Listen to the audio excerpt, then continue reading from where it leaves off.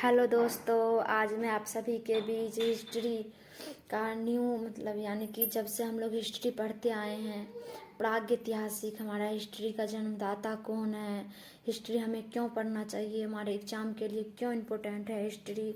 चलिए, आप लोग को अगर टफ लग रहा होगा हिस्ट्री तो आप लोग को टफ दूर होने वाला है और आप लोग को क्लास में ही याद हो जाएगा। बाहर याद करने की कोई ज़रूरत नहीं है, पढ़ते पढ़ते ही कम से कम 50% जो है याद हो जाना चाहिए। तो मैं इसी बेसिस पे मैं वीडियो बना रही हूँ ताकि आप सभी को पढ़ते पढ़ते ही याद हो जाए जो है सो टॉपिक टॉपिक बाय टॉपिक मैं वीडियो बना रही हूँ ताकि आप लोगों को किसी तरह का दिक्कत ना हो। चलिए, अगर आप लोग को हिस्ट्री टफ लग रहा होगा तो आज मैं सारा कन्फ्यूजन दूर करने वाली हूँ। आप लोग को लगेगा पता नहीं हिस्ट्री कितना हलवा होता है, आप हिस्ट्री हार्डने लगेगा आप सभी को। चलिए, अगर किसी भी कम्पिटिटिव एग्ज़ाम के लिए आप तैयारी कर रहे हो, जैसे होगा बिहार का किसी भी एग्ज़ाम हो, दरोगा हो, पुलिस हो, यूपीएससी बीपीएससी कोई लेवल हो, आप जो है हिस्ट्री का हर लेवल का क्वेश्चन यहाँ मैं करवा रही हूँ ताकि आपको किसी तरह का दिक्कत ना आए कोई भी एग्ज़ाम में। चलिए, मैं स्टार्ट करती हूँ। आप पहला क्वेश्चन आता है हिस्ट्री का जनक, यानी कि हिस्ट्री का पिता कौन है। क्या? हिस्ट्री का पिता, इतिहास का पिता। इतिहास का पिता हम किसको बोलते हैं? हेरोडोटस को। किसको हम बोलते हैं? हेरोडोटस को। हेरोडोटस आप लोग को याद होना चाहिए, एच से हिस्ट्री और एच से हेरोडोटस। आई होप कि आप सभी को समझ में आ रहा होगा। इतिहास के पिता हम किसको बोलते हैं? हेरोडोटस को बोलते हैं। अब इतिहास को हम 3 कालखंडों में बांटते हैं। कितने कालखंडों में? 3 कालखंडों में बांटते हैं। इतिहास को हम 3 कालखंडों में बांटते हैं। एक हो गया प्रागैतिहासिक, एक हो गया आद्य ऐतिहासिक, एक हो गया इतिहास। प्रागैतिहासिक अभी मैं पढ़ने वाली हूँ, उसके बाद आद्य ऐतिहासिक पढ़ेंगे जिसमें सिंधु घाटी आती है। हम लोग ऐतिहासिक काल में जी रहे हैं जिसमें मुगल साम्राज्य और पता नहीं कौन कौन साम्राज्य है, मुगल साम्राज्य, मौर्य साम्राज्य, अकबर, बाबर, हुमायूं, हमारा देश आज़ाद हुआ था, गुलामी में हुआ था, किस देश का शासक हमारे देश पर राज की, सब हम जो है ना इतिहास में पढ़ेंगे। इसमें सिंधु घाटी सभ्यता पढ़ेंगे, मेसोपोटामिया की सभ्यता पढ़ेंगे, मिस्र का पढ़ेंगे। इसमें हम प्राग ऐतिहासिक काल में हमारा इतिहास को हम लोग कब से जान रहे हैं, हमारा मानव प्राग ऐतिहासिक काल में कैसे जीते थे, इसका पहनावा ओढ़ावा क्या थे, वेशभूषा क्या थे, हम प्राग ऐतिहासिक काल में पढ़ेंगे। तो प्राग ऐतिहासिक काल का कोई लिखित स्रोत नहीं है लेकिन पुरातात्विक स्रोत है। यहाँ का आदमी बकलोल था, ये जो है ना कुछ लिखवे नहीं किया। यहाँ का आदमी लिख तो दिया लेकिन हम लोग पढ़ नहीं पाए। क्या नहीं कर पाए? पढ़ नहीं पाए। यहाँ तो है ना लिखित है, यहाँ पर क्या है? लिखित है। हम लोग अकबर के बारे में पढ़ते हैं, हुमायूं के बारे में पढ़ते हैं, मध्यकाल के बारे में पढ़ते हैं, मौर्य साम्राज्य के बारे में पढ़ते हैं। सब जितना साम्राज्य इसके बारे में लिखित है हम लोग पढ़े भी हैं और इसमें लिखा गया है लेकिन हम लोग पढ़ नहीं पाए, इसमें लिखा ही नहीं गया है। चलिए, आगे चलती प्राज्ञ काल को भी कितने भागों में बांटा गया? 3 भागों में बांटा गया। प्राज्ञ काल को कितने भागों में बांटा गया? 3 भागों में। प्राज्ञ काल को कितने भागों में बांटा गया? प्रागैतिहासिक काल को 3 भागों में, एक पूरा पाषाण काल, एक मध्य पाषाण काल, एक नव्य पाषाण काल। पूरा पाषाण काल, आप पूरा पाषाण के बारे में अगर आप लोग को लिखना है तो आप लोग लिख सकते हो। पूरा पाषाण काल को फिर कितने भागों में बांटा गया है? सॉरी, पाषाण काल के कितने भागों में बांटा गया? इसको बांटा गया है प्रागैतिहासिक काल के 3 कालखंडों में, पूरा पाषाण काल, मध्य पाषाण काल और नव्य पाषाण काल। पूरा पाषाण काल को हम जो है सबसे ज़्यादा लंबा समय पूरा पाषाण काल में ही मनुष्य बिताए हैं। तो 25 लाख से लेकर के लाख से कितना हज़ार ईसा पूर्व तक, 12,000 ईसा पूर्व तक सबसे लंबा कालखंड कौन है मेरा? तो पूरा पाषाण काल। तो इसका कितना है समय? ये 12,000 से लेकर के 5,000 तक। और इसका कितना है? सबसे कम है 5,000 से लेकर कितना? 3,000 तक। कितना है? 3,000 तक इसका कालखंड है। सबसे लंबा काल कौन है? तो पूरा पाषाण का। आप लोगों को क्वेश्चन में आएगा सबसे लंबा कालखंड तो क्या? पूरा पाषाण काल। तो पूरा पाषाण काल में ही क्या हुआ? मानव का उत्पत्ति हुआ। क्या हुआ? मानव का उत्पत्ति। मानव की उत्पत्ति सबसे पहले कहाँ हुआ था? पूरा पाषाण काल में अफ्रीका में हुआ था। कहाँ हुआ था? अफ्रीका में हुआ था। मैं लिख लेती हूँ। पूरा पाषाण काल में क्या हुआ? मानव का उत्पत्ति हुआ कहाँ? तो अफ्रीका में। आप लोगों को क्वेश्चन में आएगा मानव का उत्पत्ति सबसे पहले किस देश में हुआ था? तो अफ्रीका में। तो उसी पूरा पाषाण काल में क्या चीज़ का खोज हुआ? आग का खोज हुआ। और उस समय का आदमी क्या थे? खाना बदोश थे। सिर्फ क्या क्या करते थे? खाते थे। उन लोग के पास थोड़ा भी दिमाग नहीं था कि मतलब कि है ना मेरे लिए मतलब 2 रोटी है तो अब 2 आदमी है तो 2 आदमी ही खाएंगे। 2 रोटी वो अकेले ही खा जाते थे। 5 चीज़ के खाने का कोई उस टाइम रूल रेगुलेशन नहीं था। क्या थे? खाना बदोश थे। लोग क्या करते थे? आखेट करते थे। क्या करते थे? आखेट यानी कि शिकार करते थे। सबसे बड़ा लंबा काल था यही पूरा पाषाण काल। सबसे लंबा काल कौन है? तो पूरा पाषाण काल। तो आप लोग को एग्जाम में क्वेश्चन आएगा कि आग का खोज कहाँ हुआ था? अफ्रीका में। तो किस काल में हुआ था? तो पूरा पाषाण काल में। तो पूरा पाषाण काल के समय में मानव सबसे पहले कहाँ रहना मतलब कहाँ निवास करता था? तो अफ्रीका में करता था। तो बड़ा पाषाण काल कौन है? तो पूरा पाषाण काल। आई होप कि आप सभी को सारा क्वेश्चन समझ में आ गया होगा। मैं अब मध्य पाषाण काल में चलती हूँ। कहाँ चलती हूँ? मध्य पाषाण काल में। मध्य पाषाण काल में सिर्फ क्या दिखा गया? अंत्येष्टि, जिससे अब मरने के बाद अंतिम संस्कार जो होती है अंत्येष्टि, उस संस्कार का क्या मिला? साक्ष्य मिला। और इस काल को क्या कहा गया? मैक्रोलिथ कहा गया। क्या कहा गया? मैक्रोलिथ कहा गया। क्योंकि यहाँ पर मैक्रो मतलब होता है छोटा, लिथ मतलब पत्थर या औजार। यहाँ पर क्या मिला? छोटा छोटा पत्थर का औजार मिला, इसलिए इसे क्या कहा गया? मैक्रोलिथ कहा गया। इस पूरा पाषाण काल में क्या मिला? पत्थर का औजार। अगर आप लोगों को पूछा पत्थर का औजार का साक्ष्य किस काल से मिला? तो पाषाण काल से। आप लोग जो है ना कॉपी में नोट करते चाहिए। मैं जो बोल रही हूँ ना कॉपी में नोट करते चाहिए। तो क्या है? इसे क्या कहा गया? मैक्रोलिथ कहा गया। मध्य पाषाण काल में 2 साक्ष्य मिला, अंत्येष्टि संस्कार का साक्ष्य मिला और यहाँ छोटा छोटा औजार मिला, इसलिए इस काल को क्या कहा गया? मैक्रोलिथ कहा गया। क्या कहा गया? मैक्रोलिथ कहा गया। चलिए मैं अगला टॉपिक पर चलती हूँ। अगला टॉपिक क्या है आपका? नव्य पाषाण काल। नव्य पाषाण काल। नव्य पाषाण काल जो कि 5000 से लेकर 3000 ईसा पूर्व तक चला था। सबसे छोटा काल है जो कि मैं ऊपर में मेंशन कर दी हूँ। आप लोग जो है ना स्क्रीनशॉट ले लीजिए या कॉपी कलम लेके बैठ जाइए और लिखते जाइए। चलिए नव्य पाषाण काल में क्या हुआ? तांबा का खोज। क्या हुआ? तांबा के खोज, इसलिए इस काल को क्या कहा गया? ताम्र पाषाण काल कहा गया। क्या कहा गया? ताम्र पाषाण काल गया। इसे चिल्कोलिथ भी कहा जाता है। क्या कहा जाता है? चिल्कोलिथ भी कहा जाता है। चलिए ताम्र पाषाण काल में क्या क्या चीज़ का विकास हुआ मैं बता रही हूँ। तो इसमें क्या हुआ? इस काल में क्या हुआ कि मतलब मनुष्य रहना, आवास करना, पशुपालन, खेती, हर चीज़ जो है ना नव्य पाषाण काल से ही स्टार्ट कर दिया। चलिए मैं फिगर के मदद से मैं आप सभी को बता रही हूँ। चलिए मैं फिगर की मदद से आप सभी को बता देती हूँ।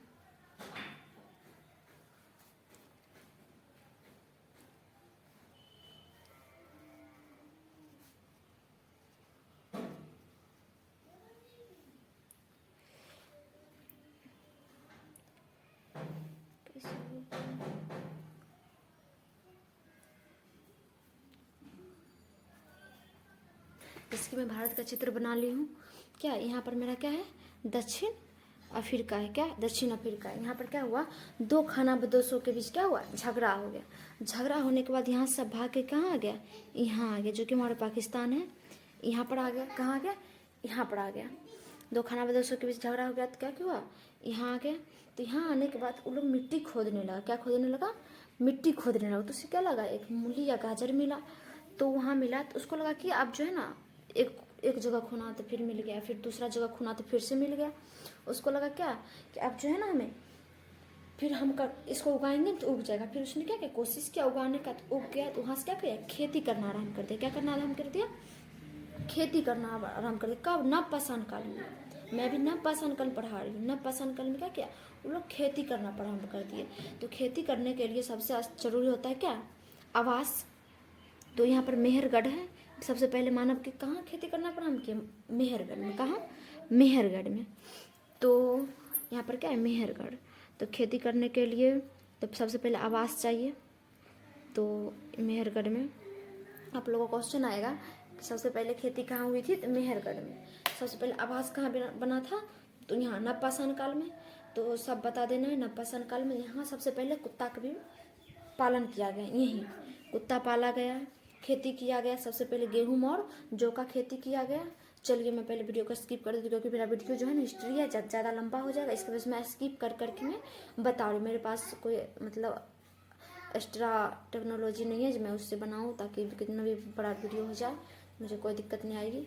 चलिए मैं वीडियो को स्किप करती हूँ और मैं पहले लिख लेती हूँ। नवपाषाण काल में पहले खेती किया गया, और खेती कोई भी व्यक्ति खेती करता है वहाँ क्या होता है, अस्थायी रूप से रहना पड़ता है। रहने के लिए उसको आवास बनाना पड़ेगा, इसलिए वहाँ आवास बनाए। आवास बनाए तो सबसे पहले क्या किया, कुत्ता को पाला। तो खेती सबसे पहले कब कितना ईसा पूर्व हुआ था, तो 700 BC में हुआ था। कितना BC पूर्व, 700 BC पूर्व। 700 BC में सबसे पहले गेहूँ और किस चीज़ की खेती की गई, तो जौ का खेती की गई। कि क्या चीज़ खेती की गई, जौ का खेती की गई। सबसे पालतू जानवर कुत्ता। तो सबसे पहले कहाँ खेती किया गया, मेहरगढ़ में। कहाँ, मेहर, जो कि अभी पाकिस्तान में है, मेहरगढ़ में। अब पूछेगा तुम लोग को मेहरगढ़ किस दो पहाड़ियों के बीच है, तो सुलेमान और किरथर पहाड़ी के बीच। सुलेमान और किरथर पहाड़ी के बीच। बार बार एग्जाम में क्वेश्चन आते कम्पिटिटिव एग्जाम में कि मतलब कि मेहरगढ़ किस दो पहाड़ियों के बीच है, तो सुलेमान और किरथर पहाड़ी के बीच। आप लोग को मतलब भी सोच सकते हो, अगर खेती हो गया तो खेती हो गया तो अब रखने के लिए तो कुछ मतलब बर्तन चाहिए, जार चाहिए। उसी समय क्या चाहिए, खोजो मृद भांड का खोजो। मृद जिसे हम लोग अपना भाषा में क्या बोलते हैं, घैला बोलते हैं, उसका खोज हुआ, जिसके उसे मनका भी कहा जाता है। मनका खोज उसी टाइम हुआ, कब, नवपाषाण काल में। मृद भांड घैला का भी मतलब मिट्टी का छोटा पहले थाली टाइप का बनाया, फिर बाटी टाइप का बनाया, फिर क्या बनाया, घैला बनाया। तो किस काल में, तो नवपाषाण काल में। तो पहिया का भी खोज कब हुआ, नवपाषाण काल में हुआ। पहिया का भी खोज कब हुआ, तो नवपाषाण काल में। यातायात की सुविधा के लिए, अनाज को मतलब एक जगह से दूसरी जगह स्थानांतरित करने के लिए। मानव का वैज्ञानिक नाम इसी नवपाषाण काल में ही दिया गया, होमोसेपियन। क्या दिया गया, होमोसेपियन। मानव का वैज्ञानिक नाम क्या है, होमोसेपियन। अब नवपाषाण काल में, अब चलिए फिगर की मदद से मैं आप सभी को बताती हूँ कि मतलब कहाँ क्या मिला था। नवपाषाण काल में ही MP हमारे मध्य प्रदेश के भीमबेटका, क्या, भीमबेटका से क्या मिला, मतलब चित्र मिला। मतलब पुरातत्व में क्या मिला, चित्र मिला। क्या चीज़ का चित्र, जानवर का चित्र। तो क्या चीज़ का चित्र, जानवर का चित्र। तो कहाँ से मिला, तो मध्य प्रदेश के भीमबेटका से क्या चीज़ का चित्र मिला, जानवर का चित्र। तो आप लोग को क्वेश्चन में आएगा भीमबेटका किस जिला में, तो रायसेन जिला का। आप लोग जल्दी जल्दी नोट कर लो, भीमबेटका किस जिले में है, तो रायसेन जिले में। आप लोग वीडियो को जो है ना स्किप पीछे करके लिख लेना, हम क्योंकि मेरे पास उतना टाइम नहीं कि मैं लिख पाऊँगी, ज़्यादा लंबा वीडियो हो जाएगा इसके वजह से। तो भीमबेटका किस जिले में है, तो रायसेन जिले में। तो किन नदी घाटी के किनारे हैं, तो नर्मदा नदी के घाटी के किनारे। किन नदी घाटी के किनारे है, तो नर्मदा नदी के घाटी के किनारे। तो और यह किस पहाड़ियों के बीच है, तो विंध्याचल पहाड़ी के बीच। कौन सा पहाड़ी है यहाँ मध्य प्रदेश में, विंध्याचल पहाड़ियों के बीच क्या है, भीमबेटका है। आप लोग अगर MP से मतलब एग्जाम दोगे तो आ सकता है, और ये सब तो मतलब बिहार से रिलेटेड है तो आ ही सकता है। तो भीमबेटका किस नदी घाटी के किनारे बसा हो, तो नर्मदा नदी घाटी के किनारे। किस पहाड़ियों के बीच है, तो विंध्याचल पहाड़ी के बीच। आई होप कि आप सभी को समझ में आया होगा। मद्रास, जिसको अभी चेन्नई बोलते हैं, मद्रास के पल्लव रंग से क्या मिला, हमारे मानव कंकाल मिले। क्या मिले, मानव कंकाल मिले, खपड़ी मिले, माथा का खोपड़ी मिले। कहाँ से, मद्रास के पल्लव रंग से। आई होप कि आप सभी को समझ में आ रहा होगा।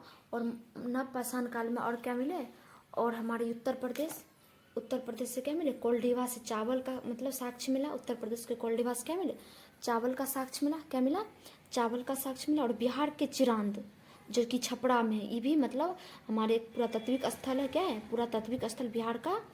अब बिहार से बिहार दरोगा हो गया, बिहार पुलिस हो गया, SSC रेलवे में पूछ देगा आप सभी को। बिहार से अगर आप लोग बिलोंग करते होंगे तो बिहार का चिरांद पुरातात्विक स्थल है तो बताना है। और ऑप्शन में दे देगा कौन ऐसा मतलब दे देगा ऑप्शन में कौन सा जिला क्या है बिहार का पुरातात्विक स्थल है। समस्तीपुर दे देगा, दरभंगा दे देगा, मधुबनी दे देगा, और छपरा दे देगा तो छपरा में टिक लगाना है। अगर राज्य का मतलब डिस्ट्रिक्ट देगा तो छपरा में लगाना है, और नाम देगा तो चिरांद शहर दे देना है। आई होप कि आप सभी को समझ में आ रहा होगा। और यहाँ हमारे क्या है, कश्मीर, जम्मू कश्मीर का क्या है, बुर्ज होम। क्या है, बुर्ज होम। ये भी क्या है, गर्थ आवास, यानी कि गर्थ मतलब होता है लाश को मतलब दफनाया जाता है, उसे हम कहते हैं गर्थ आवास कहते हैं। जम्मू कश्मीर का बुर्ज होम क्या फेमस है, गर्थ आवास के लिए फेमस है। तो हमारी क्या है, नवपाषाण काल का सारा है। चलिए मैं ऑब्जेक्टिव क्वेश्चन करवा देती हूँ आप सभी को। चलिए ऑब्जेक्टिव क्वेश्चन पर चलते हैं। जम्मू कश्मीर का बुर्ज हम किसके लिए फेमस है? गर्द आवास के लिए। गर्द आवास के लिए किसके लिए फेमस है? गर्द आवास के लिए। गर्द आवास के लिए कौन जगह फेमस है? जम्मू कश्मीर का बुर्ज हम। उत्तर प्रदेश के कोल्डीबा किसके लिए प्रसिद्ध है? चावल और धान के लिए। यानी कि चावल होगा तब तो धान होगा ना, सॉरी धान होगा तब तो चावल होगा, इसलिए धान या चावल कुछ भी ऑप्शन में रहे तो आप लगा सकते हैं। मध्य प्रदेश के भीमबेटका किसके लिए प्रसिद्ध है? क्या चित्र? जानवर चित्र के लिए। यहाँ कौन सा जिला में? रायसेन जिला में। किस नदी के किनारे? नर्मदा नदी के किनारे। किस पर्वत के किनारे? तो विंध्याचल पर्वत के किनारे।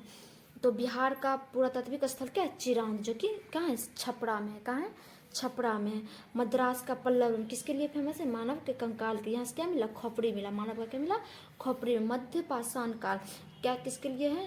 किसका? इसका मध्य पाषाण काल का में क्या साक्ष्य मिला है? साक्ष्य मिला है तो अंत्येष्टि और माइक्रोलिथ। यहाँ पर छोटा छोटा पत्थर का औजार मिला है। पाषाण काल तो पत्थर का औजार, इसमें क्या मिला? पत्थरों का औजार मिला, इसलिए पाषाण काल। नवपाषाण काल में क्या मिला मेरा? यहाँ मैं लिखी हूँ, आप लोग को फिर से मैं दिखा देती हूँ। मैं आप लोग को समझाई थी सो। तो नव्य पाषाण काल में क्या मिला था मेरा? तांबा, जिसे ताम्रपाषाण काल कहते हैं, चिल्कोलिथ कहते हैं। चलिए मैं आप सभी से क्वेश्चन पूछती हूँ, तो मैं थोड़ा देर के लिए अब आप सभी से क्वेश्चन पूछते हैं। इतिहास का पिता किसे कहा जाता है? तो हेरोडोटस को। किसे कहा जाता है? हेरोडोटस को। तो प्राग्ञ इतिहास मतलब इतिहास कितने कालखंडों में बांटा गया? तो 3 कालखंड, प्राग ऐतिहासिक, आद्य ऐतिहासिक और ऐतिहासिक काल। प्राग ऐतिहासिक काल को कितने कालखंडों में बांटा गया है? तो 3 में। तो पूरा पाषाण काल, मध्य पाषाण काल और नव पाषाण काल। पूरा पाषाण काल में क्या मिला हमको? कि मतलब अफ्रीका, सबसे पहले मानव का उत्पत्ति कहाँ से हुआ? अफ्रीका से हुआ। पूरा पाषाण काल में ही आग का खोज हुआ। उस समय के लोग क्या थे? खाना बदोश से जो कि अखेट करते थे। सबसे बड़ा काल कौन सा है? पूरा पाषाण काल। मध्य पाषाण काल से क्या मिला? अंत्येष्टि और मैक्रोलिथ, जिसे छोटा छोटा हथियार मिला इसलिए उसे मैक्रोलिथ कहा गया। नव पाषाण काल में तांबा मिला। ताम्रपाषाण काल इसलिए कहा गया इसको, इसलिए चिल्कोलिथ भी कहा गया। नव पाषाण काल में मतलब मेहरगढ़ से में खेती का साक्ष्य मिला। वहाँ कुत्ता पालन भी मतलब वहीं में देखी, मेहरगढ़ में ही सबसे मतलब गेहूँ का खेती हुआ, सारा खेती हुआ तो मेहरगढ़ से ही। आई होप कि आप सभी को समझ में आया होगा। मैं हिस्ट्री का क्लास में रोज़ हिस्ट्री का कुछ ना कुछ वीडियो मैं अपलोड करते रहती हूँ। अगर आप लोग को मेरा वीडियो पसंद आए हैं तो प्लीज़ लाइक करें वीडियो को और चैनल को सब्सक्राइब करें, ताकि मैं रोज़ इसी तरह का किसी टॉपिक लेकर के मैं आती हूँ, वीडियो बनाती हूँ और चैनल पर डालती हूँ। इसलिए आप जो है सो मेरे चैनल को सब्सक्राइब कर लें और वीडियो को लाइक कर दें। अगर आप कंपटीशन की तैयारी कर रहे हैं, चाहे आप मतलब 10th में है, 12th में है, ग्रेजुएशन में है, कोई भी स्टूडेंट है, सबके लिए ही इम्पोर्टेंट है सारा क्वेश्चन। इसलिए आप सभी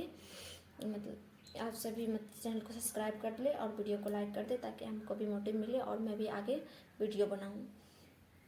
चलिए मैं यहीं स्टॉप करती हूँ। आप लोग जो है ना बुक कॉपी में नोट बना ले और सभी को जैसे जैसे मैं समझाई उसी तरह से लिख ले, और याद करने की ज़रूरत नहीं। आप लोग को तो 50% याद हो ही गया होगा। चलिए मैं यहीं स्टॉप करती हूँ।